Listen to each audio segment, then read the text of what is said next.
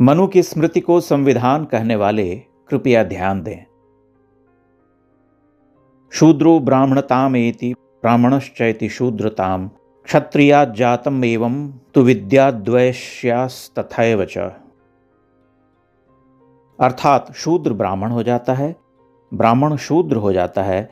इसी प्रकार क्षत्रिय और वैश्य का भी वर्ण परिवर्तन समझना चाहिए, यह विद्या से होता है। यह वही वर्ण परिवर्तन है कि आपने इंजीनियरिंग की है तो आप इंजीनियर होंगे, आपने डॉक्टरी की है तो आप डॉक्टर होंगे। पर यदि आप विद्या का एक दूसरा पथ अपना लेते हैं तो उसके अनुसार हो जाएंगे। वर्ण वह जो शिक्षा दीक्षा के उपरांत आचार्य प्रमाणन से होता है। यही बात मनु अन्यत्र भी कहते हैं। महायज्ञैश्च यज्ञैश्च ब्राह्मीय क्रियते तनुः, कि ब्राह्मण का शरीर यज्ञादि श्रेष्ठ कर्मों से बनता है। यदि वेद अध्ययन न करे ब्राह्मण तो मनु के अनुसार शूद्र हो जाता है।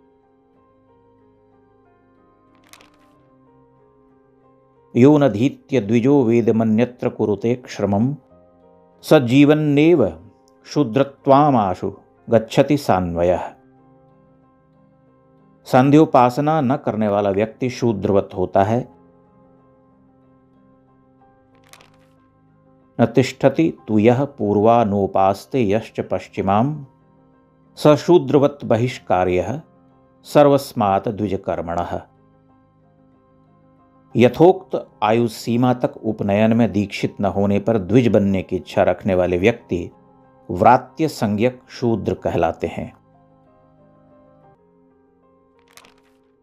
नीचों की संगति से ब्राह्मण शूद्रता को प्राप्त करता है।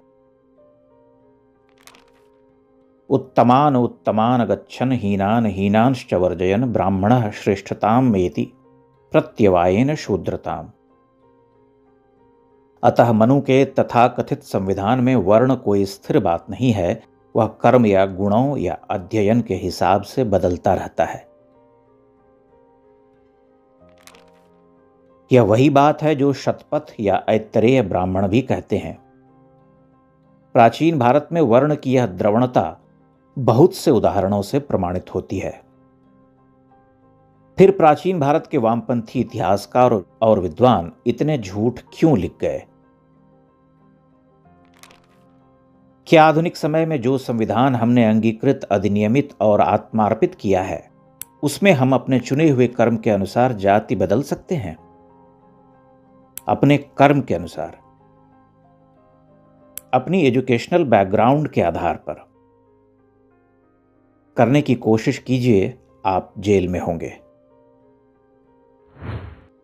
कितनी मजेदार बात है कि रैमसे मैकडॉनल्ड के 16 अगस्त 1932 के कम्युनल अवार्ड को मानने वाले इस देश में कम्युनल या सांप्रदायिक नहीं कहलाते।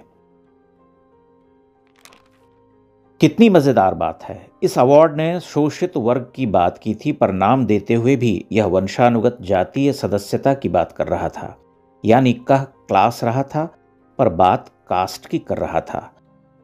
स्वतंत्र होने पर उन्हें अनुसूचित जाति कहा जाने लगा। यानी हमने तो वह पर्दा भी हटा दिया और सीधे जन्म की वही जड़ता स्वीकार कर ली जो वर्ग नाम रखकर भी अंग्रेज शासक प्रतिपादित कर रहे थे।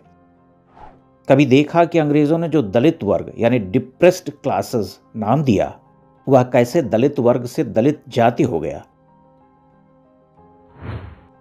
और स्वतंत्र भारत ने जिस अनुसूचित जाति शब्द का प्रयोग उचित समझा था, कैसे उसकी जगह अंग्रेजों का दलित शब्द उन्हीं बुद्धिजीवियों ने अपनाना उचित समझा जो गांधी जी के द्वारा प्रयुक्त एक शब्द को अपमान समझते थे। हिंदी साहित्य के पुरोधाओं ने भी दलित विमर्श जारी रखा। अंग्रेजी का विरोध करने वाले अंग्रेजों की विरासत का कितना सम्मान कर रहे थे। अंग्रेजों ने ही अनुसूची बनाई, बाद में उनके सावधि पुनरीक्षण हुए। वे पुनरीक्षण किस कारण थे? क्या मनुस्मृति में रैमसे मैकडॉनल्ड अवार्ड के द्वारा बताई गई या अधिसूचित कोई जातियां हैं जिनका merit, action, occupation, personal quality या अध्ययन के जरिए कोई परिवर्तन ही नहीं हो सका? पुरुष सूक्त के अनुसार ही चारों वर्ण मनु ने भी दोहराए। छांदोग्य उपनिषद ने जब जन्मगत बात की तब भी उसमें बल कर्म पर ही था कि यदि पिछले जन्मों में शुभ कर्म करेंगे तो द्विज बनेंगे। वज्रसूची उपनिषद कहती है कि यदि ब्रह्म को उपलब्ध किया, रियलाइजेशन ऑफ सेल्फ किया, तो द्विज बनेंगे। महाभारत में ऋषि भारद्वाज कहते हैं कोई वर्ण भेद नहीं, यह पूरा विश्व ही ब्रह्म है जो कर्मों के द्वारा विभाजित होता है। विश्व, यह शब्द महत्वपूर्ण है।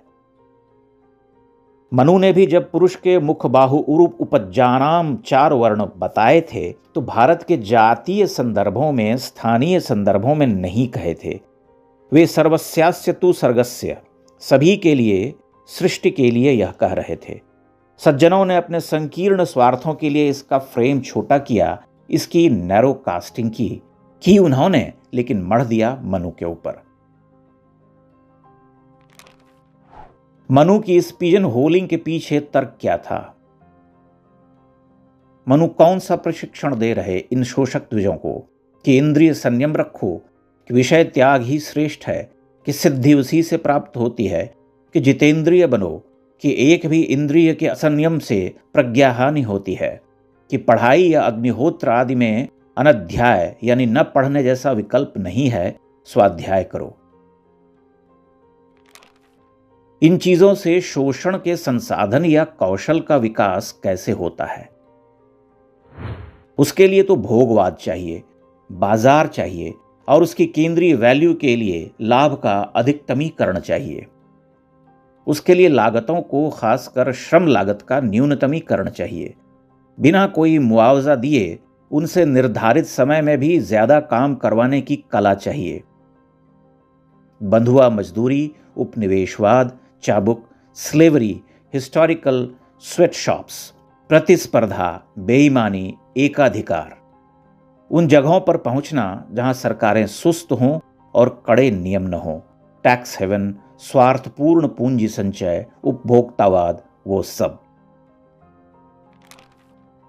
लेकिन उन सब को भूलकर मनु पर टूट पड़ने की वह अदा क्या स्वयं भारत में क्रांति को भटकाने की कोशिश नहीं थी?